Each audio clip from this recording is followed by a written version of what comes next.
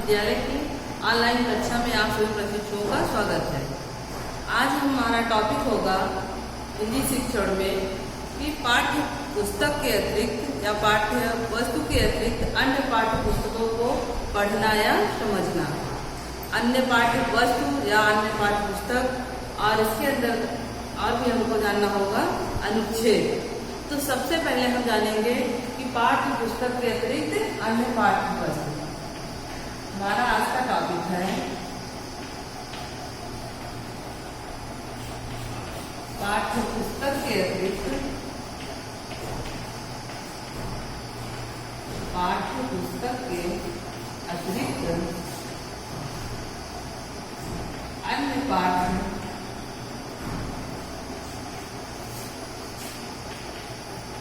पुस्तकों को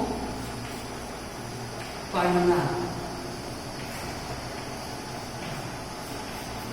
पाठ्य पुस्तक के अतिरिक्त अन्य पाठ्य पुस्तकों को पढ़ना या समझना। तो सबसे पहले हम ये जाने कि जो हमारा विषय है, जो हमारा पाठ्यक्रम है, उस पाठ्यक्रम के अतिरिक्त यदि हम अन्य पुस्तकों को पढ़ते हैं या उनके बारे में जानते हैं तो हमें और भी ज्यादा जानकारी प्राप्त होती है। तो हमारे लिए आवश्यक होता है कि हम अपने सिलेबस के अतिरिक्त और अधिक पुस्तकों का चयन करें और उन्हें पढ़ें, क्योंकि अत्यधिक पुस्तकों को पढ़ने से, अलग अलग प्रकार की किताबों को पढ़ने से हमारी जानकारी जो होती है वो और अधिक बढ़ जाती है। जिस क्षेत्र में हमारी रुचि अधिक होगी उससे संबंधित नई नई पुस्तकों का चयन करें और उससे जानकारी प्राप्त करें। तो पाठ्य पुस्तक जो हमारी है उसके अतिरिक्त उससे संबंधित अन्य पाठ्य वस्तुएं जो है उनको पढ़ने से हमें क्या लाभ होता है।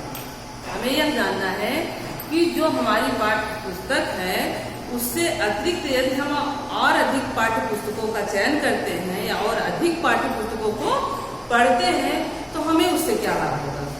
तो हमारा उससे लाभ यह होगा कि संस्कृत भाषा जो होती है वह अत्यधिक जटिल होती है। जैसे ही संस्कृत भाषा में किसी श्लोक को पढ़ने के लिए कहा जाता है तो छात्र क्या होते हैं, सबसे पहले डर जाते हैं, क्योंकि वह जो है पढ़ने में हमें जटिल मालूम होती है।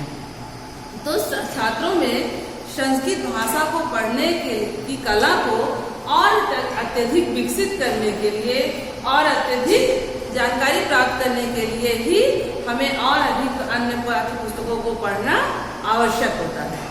उसके बाद होता है अनिवार्य संस्कृत की पाठ्य वस्तु जो होती है या पाठ्य पुस्तक में जो सामग्री होती है लिखी हुई या छपी हुई, उस सामग्री को पढ़ने में अन्य पाठ्य पुस्तकें जो होती हैं, अन्य पाठ्य वस्तुएं वो और अधिक सहायता प्राप्त करती हैं। संस्कृत की पाठ्य पुस्तक में जो भी चित्र हैं, जो सामग्री लिखी गई है, उनको समझने में कठिनाई न हो, इसके लिए हमें उसी विषय से संबंधित, उसी टॉपिक से संबंधित अन्य पुस्तकों का चयन करना चाहिए। अन्य पुस्तकों को यदि हम पढ़ते हैं उसकी भाषा सरल रहती है तो हमें फिर अनिवार्य संस्कृत की जो पाठ्य वस्तु है या जो लिखित सामग्री है उसको पढ़ने में और समझने में आसानी हो जाती है। तो उसे समझने के लिए हमें नई नई पुस्तकों को पढ़ना चाहिए। उसके बाद है छात्र पढ़ने के लिए प्रेरित होते हैं। अन्य पाठ्य वस्तुओं को पढ़ने से, जब मान लीजिए हम किसी नई पुस्तक के बारे में पढ़ रहे हैं और उस पाठ्य पुस्तक में हमें ऐसी कोई चीज मिल गई जो बहुत अत्यधिक रुचिकर लग रही है, तो यदि वो हमारे रुचि के अनुकूल है, हमको पढ़ने में अच्छा लग रहा है, तो हमारी जिज्ञासा जो होती है वो और अत्यधिक बढ़ती जाती है और पढ़ाई के प्रति या पठन के प्रति हमारी जिज्ञासा और अत्यधिक बढ़ जाती है। तो पढ़ने के लिए बच्चा जो होता है वो उत्सुक रहता है। यदि पाठ्य वस्तु जो होगी वह रुचिकर होगी और आसान होगी तो बच्चा उसे पढ़ने के लिए और अत्यधिक लालायित रहता है, उसकी जिज्ञासा और अधिक बढ़ती जाती है। उसके बाद है कि संस्कृत के पाठ्य पुस्तकों में को अध्ययन में छात्रों की रुचि उत्पन्न करना। संस्कृत की जो पाठ्य वस्तु है उस पाठ्य वस्तु को पढ़ने में छात्र की रुचि कम होती है। संस्कृत की पुस्तकों को पढ़ने में छात्र की रुचि जो होती है वह कम होती है, तो उस रुचि लिए हमें अन्य पाठ्य पुस्तकों को पढ़ना चाहिए और अन्य पाठ्य पुस्तकों का चयन करना चाहिए।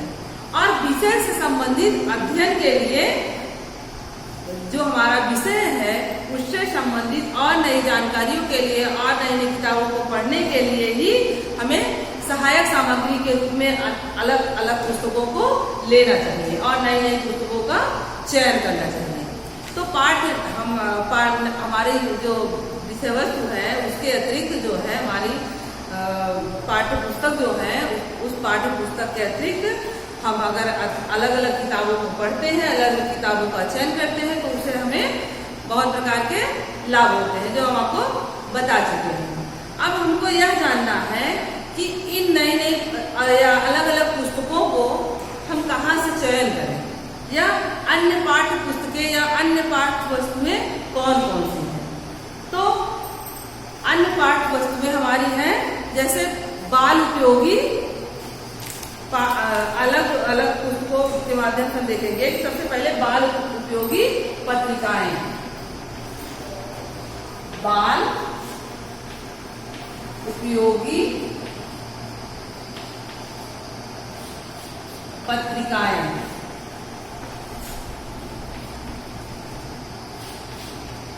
बाल उपयोगी पत्रिका में क्या है, बालक के लिए जो उपयोगी पत्रिका होती है, बाल उपयोगी पत्रिकाएं जो है जैसे छोटी छोटी कहानियां हैं, श्लोक हैं और जो है चुटकुले हैं, ये सब बच्चों को अधिक रुचिकर लगते हैं। उनको पढ़ने में बच्चों की रुचि अधिक होती है, उनको अच्छा लगता है।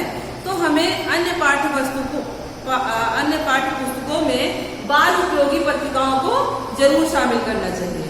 बाल उपयोगी पत्रिका यदि हम चयन करते हैं तो बच्चों को पढ़ाई के प्रति अत्यधिक जो है जागृत कर सकते हैं, पढ़ने के लिए अधिक प्रेरित कर सकते हैं। और जैसे बाल उपयोगी पत्रिका कौन कौन सी है, मान लीजिए जो है पंचतंत्र है, कथा है और हितोपदेश है, बेताल पचीसी है, जातक कथाएं हैं, महाभारत की छोटी छोटी कथाएं होती हैं। ये सब कहानियां जो होती है, कथाएं जो होती है, छोटा छोटा भाग जो होता है, इनको बच्चों को पढ़ने में या सुनने में अधिक रुचिकर लगता है। तो सबसे पहले अन्य पाठ्य पुस्तकों में हमें चयन करना चाहिए बाल उपयोगी पत्रिकाएं। उसके बाद होता है चित्रों का उपयोग, चित्रों का उपयोग, चित्रों का उपयोग। अब अन्य पाठ्य वस्तुओं में चित्रों का क्या उपयोग होता है कि संस्कृत जो होती है वह सीखने की एक ऐसी विधि होती है, ऐसी गतिविधि होती है जिन्हें चित्रों का उपयोग करके थोड़ा सरलतम रूप से समझाया जा सकता है या बताया जा सकता है।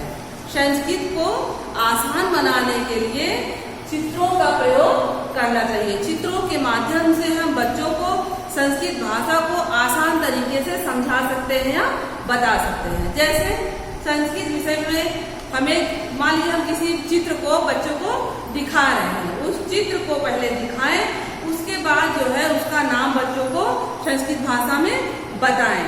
तो जब हम किसी जो है विषय से संबंधित चित्र बच्चों को दिखाते हैं, काट कर मान लीजिए हम कोई चित्र दिखा रहे हैं किसी पुस्तक से या इंटरनेट के माध्यम से हम किसी चित्र को निकाल ले रहे हैं, तो यह सब चित्र यदि बच्चों को दिखाकर संस्कृत शिक्षण दिया जाए तो वह उनके लिए उपयोगी होता है या आसान होता है। उसके बाद रेडियो व दूरदर्शन का प्रयोग, रेडियो या दूरदर्शन का प्रयोग, दूरदर्शन का प्रयोग। आजकल आप देख रहे होंगे कि रेडियो या दूरदर्शन के माध्यम से हम नई नई चीजों को बच्चों के सामने दिखाते हैं या बताते हैं। तो रेडियो के माध्यम से भी हम नई नई बातों को, नई नई चीजों को जो है बच्चों तक पहुंचा सकते हैं।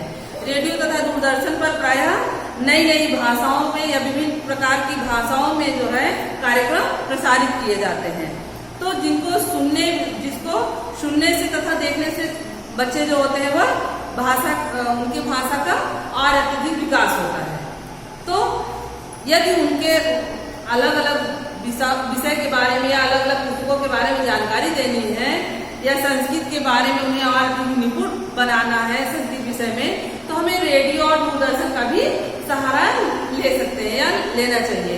क्योंकि रेडियो में जब हम नई नई चीजों को सुनेंगे या टेलीविजन पे नई नई भाषाओं के बारे में कोई चीज देखेंगे या सुनेंगे तो हमें समझने में और अत्यधिक आसानी हो जाती है। दूसरा है समाचार पत्र पत्रिकाएं। समाचार पत्र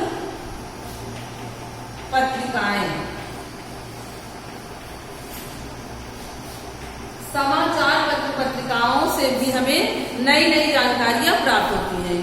क्योंकि समाचार पत्र में या न्यूज़पेपर में आप देख रहे होंगे उसमें अलग अलग प्रकार के क्षेत्र से संबंधित सूचनाएं दी जाती हैं। जैसे खेल सामाजिक मान लीजिए जो है राजनैतिक, उसका अलग अलग भाग होता है, राजनीतिक भाग होता है, सामाजिक होता है, आर्थिक होता है, खेल कूद से होता है, मनोरंजन से होता है, तथा जो है इस प्रकार के अनेक प्रकार के स्तंभ, अनेक प्रकार के भाग उसमें समाहित होते हैं। तो समाचार पत्रों के माध्यम से भी बालकों को जो है नई नई चीजों के बारे में हम बता सकते हैं, नई नई चीजों को दिखा सकते हैं। इसके बाद है अन्य शाही। अगला है अन्य शाही। अन्य साहित्य। अन्य साहित्य में हम देखेंगे कि संस्कृत के जो लेखक हैं या संस्कृत के जो कवि हैं उन्होंने मनोरंजन के लिए अनेक ग्रंथों को लिखा है। मनोरंजन से संबंधित अनेक प्रकार की किताबों को, ग्रंथों का की रचना की है, जिसमें जो है भर्तृहरि हैं, शूद्रक हैं, कालिदास जी हैं, बाणभट्ट हैं और भौभूति हैं। ये सब जो लेखक हैं इन्होंने संस्कृत को मनोरंजक रूप से प्रस्तुत किया है, थोड़ा कलात्मक ढंग से प्रस्तुत किया है। जिसमें से जो है शूद्रक की मृच्छमटिका जो है उसमें मृच्छकटिकम का कुछ भाग, इसमें गर्दभ कहानी है, श्रृंगार कहानी है, इन सब कहानियों को यदि बच्चों को पढ़ने के लिए दिया जाए तो वह अधिक रुचिकर होती है, वह अधिक लाभदायी होती है। वह इस प्रकार की किताबों को पढ़ते हैं, इस प्रकार की कहानियों को पढ़ते हैं और कुछ ना कुछ नई चीजों को जरूर सीखते हैं। तो हम देख रहे हैं कि पाठ्य पुस्तक के अतिरिक्त अन्य पाठ्य पुस्तकों से पढ़ने से हमें क्या लाभ होता है और अन्य पाठ्य पुस्तकों को किन किन माध्यमों से हम पा सकते हैं या संग्रहित कर सकते हैं। जिसमें हमने आपको बताया कि बाल उपयोगी पत्रिकाएं हैं, इनको यदि हम ले लेते हैं तो हमें नई नई चीजों के बारे में नए नए विषय से संबंधित जानकारियां मिल जाती हैं। चित्रों का उपयोग करके भी हम चित्रों के माध्यम से भी नई नई चीजों का ज्ञान प्राप्त करते हैं। रेडियो तथा दूरदर्शन के प्रयोग से रेडियो और दूरदर्शन में नई नई भाषाओं को, नई नई चीजों को दिखाया जाता है, बताया जाता है। यदि हम बच्चा जो होता है वह रेडियो सुनना या टेलीविजन देखना अत्यधिक पसंद करता है, तो यदि टेलीविजन को हम दिखा रहे हैं, टीवी बच्चा देख रहा है, तो उसमें हम नई नई भाषाओं को, नई नई चीजों को अवश्य दिखाएं, जिससे वह देखे और देखने के साथ साथ कुछ न कुछ ज्ञान अवश्य ग्रहण करे। उसके बाद समाचार पत्र है। समाचार पत्र में भी नए नए अलग अलग क्षेत्र हैं। हर क्षेत्र से संबंधित समाचार या खबर हम तक पहुंचाई जाती है। तो समाचार के माध्यम से भी हम अलग अलग अपनी पाठ्यपुस्तक के अलावा जो है या पाठ्य पुस्तक के अतिरिक्त अलग अलग चीजों को पढ़ते हैं या देखते हैं। उसके बाद है अन्य साहित्य। अन्य साहित्य में जितने भी संस्कृत के विद्वान हैं उन्होंने अपने किताबों को, अपनी अपनी रचनाओं को जो है सरलतम रूप से या मनोरंजक रूप से प्रस्तुत करने का प्रयास किया है। तो संस्कृत के विद्वानों में जैसे सबसे पहले हम जो है देखते हैं कि शूद्रक की जो मृच्छकटिकम है उसमें जो कहानियां हैं, खास करके गर्दभ कहानी, श्रृंगार कहानी, ये सब कहानियां जो है वो बच्चों को पढ़ने में या सुनने में अत्यधिक लाभदायी होती है या सुनने में जो है ज्यादा अच्छा लगता है। तो इस प्रकार की कहानियों के माध्यम से हम जो है बच्चों को अलग अलग विषय से संबंधित जानकारी प्रदान कर सकते हैं। अब हमारा टॉपिक होगा अनुच्छेद। अब हम पाठ्य पुस्तक के अतिरिक्त अन्य पाठ्य पुस्तकों को पढ़ने से लाभ दे चुके हैं। अन्य पाठ्य पुस्तकें हमारी कौन कौन सी हैं यह भी देख चुके हैं। या किस माध्यम से हम चयन कर सकते हैं। अब हम देखेंगे अनुच्छेद क्या है। अनुच्छेद, अनुच्छेद के बारे में यदि कहें तो बहुत छोटे शब्दों में इसका अर्थ बताया जा सकता है कि अनेक वाक्यों के समूह को, अनेक वाक्यों के,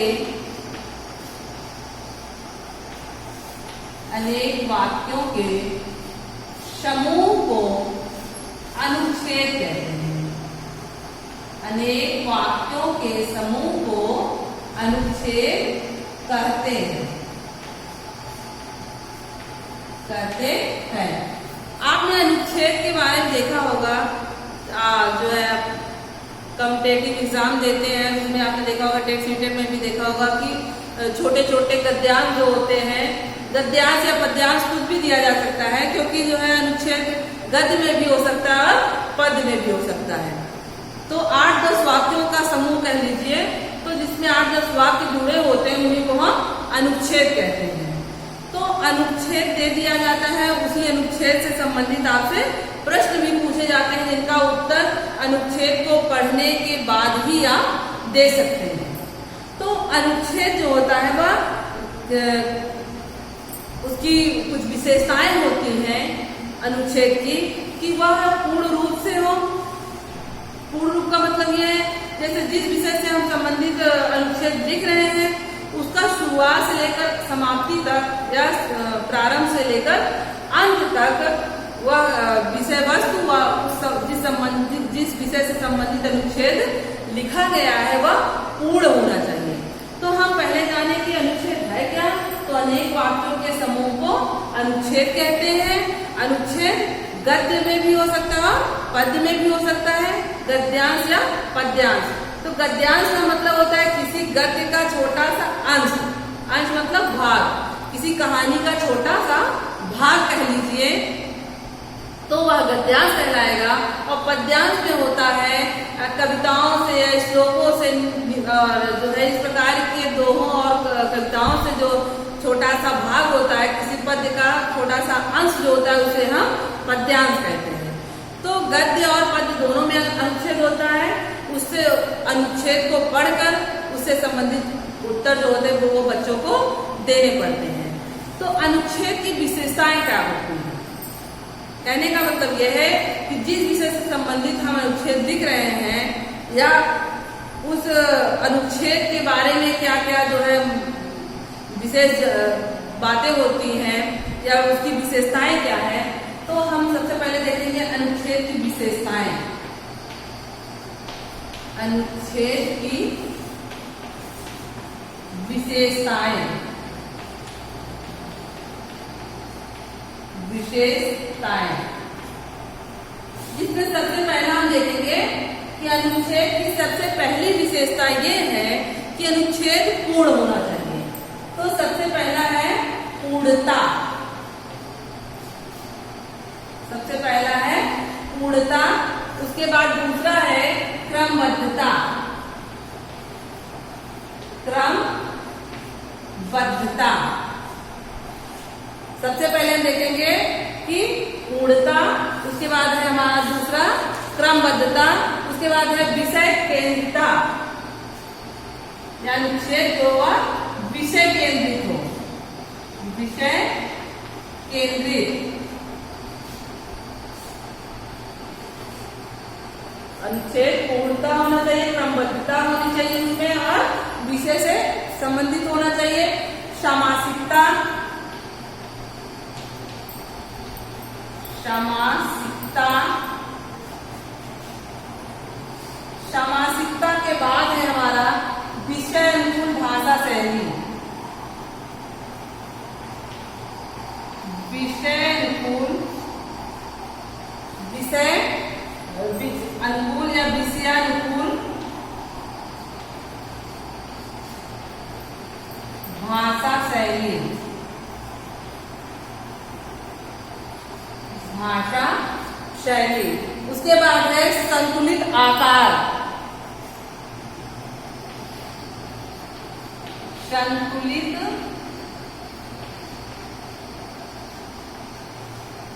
आकार। संतुलित आकार के बाद है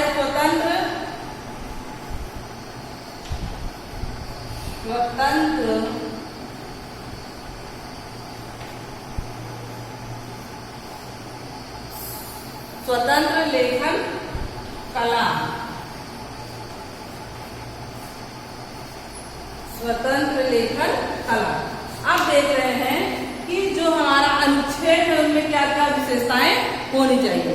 तो सबसे पहला है पूर्णता। हम जिस विषय पर अनुच्छेद लिख रहे हो वो उसका प्रारंभ से लेकर अंत तक की कहानी जो होगा पूर्ण होनी चाहिए। वो उसकी विषय वस्तु के बारे में शुरुआत से लेकर अंत तक क्रमबद्ध रूप से बताया गया है। दूसरा है क्रमबद्धता। क्रमबद्धता का मतलब यह है कि जिन वाक्यों को जोड़कर अनुच्छेद लिखा गया है, एक वाक्य समाप्त होते ही दूसरा वाक्य जो हो वह पहले से संबंधित होना चाहिए। कहने का मतलब ये हुआ कि जिन वाक्यों को हम लिख रहे हैं वो वाक्य आपस में एक दूसरे से जुड़े हों। जब वाक्य आपस में एक दूसरे से जुड़े होंगे तो वह क्रमबद्ध रूप से दिखाई देंगे या क्रमबद्ध रूप से समझ में आएंगे। और यदि अनुच्छेद क्रमबद्ध रूप से नहीं होगा तो वह रुचिकर नहीं लगता है और उसकी विषय वस्तु जो होती है वह समझने में भी कठिनाई होती है। अनुच्छेद से हमें उत्तर देने में असुविधा होती है।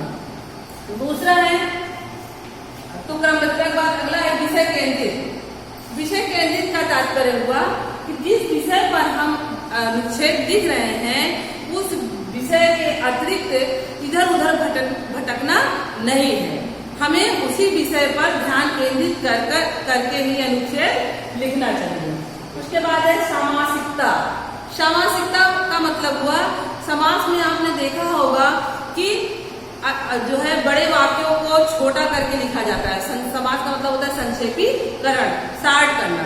तो वही तात्पर्य इसमें भी है समासिकता में कि कम वाक्यों में अत्यधिक जो है जानकारी देने का प्रयास करना, अत्यधिक बातों को समझाने का प्रयास करना। जैसे गागर में सागर भरने का काम करना चाहिए। कम वाक्यों में अत्यधिक जानकारी देना ही गागर में सागर भरने का काम करता है।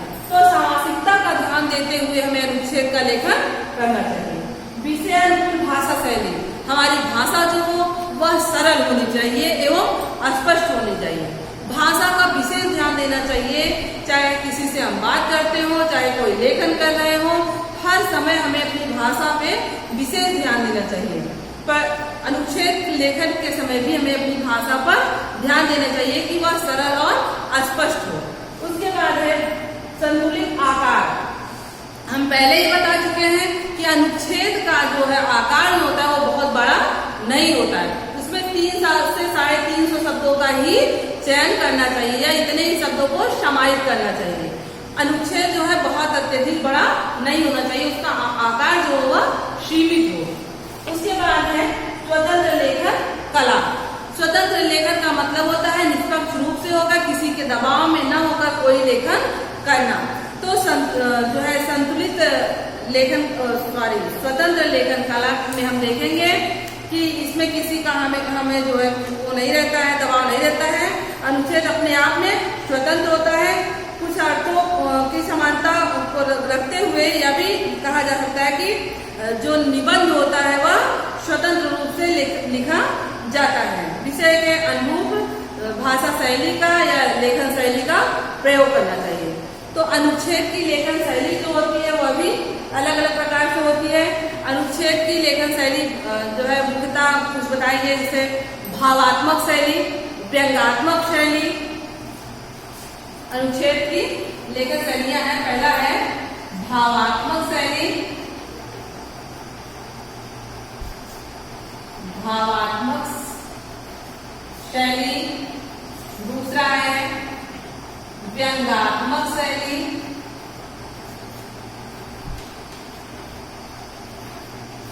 भावात्मक शैली और व्यंग्यात्मक शैली। चित्र शैली।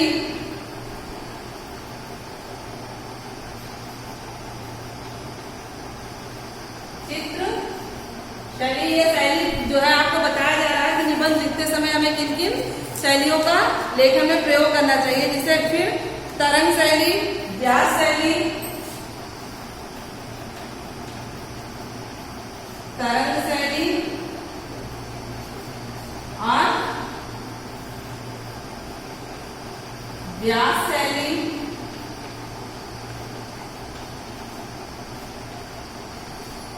तरंग शैली, व्यास शैली और उसके बाद है समास शैली। अगला है समास